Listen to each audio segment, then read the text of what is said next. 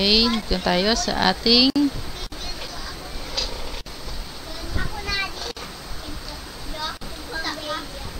pang 12 map. Okay.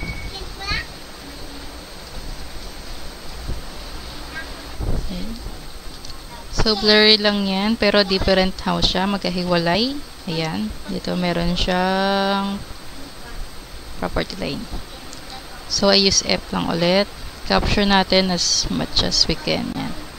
Ito, meron siyang extended roof, kaya sinobra ko siya ng ganyan. Then, spacebar. Same with this one. F. F. Next space. Then, ito, meron tayong extended roof. So, gamit tayo ng repair tool. Next, then, ship ako ng Z. Then, meron tayong backyard house ulit. So, capture natin yan. So, we're done.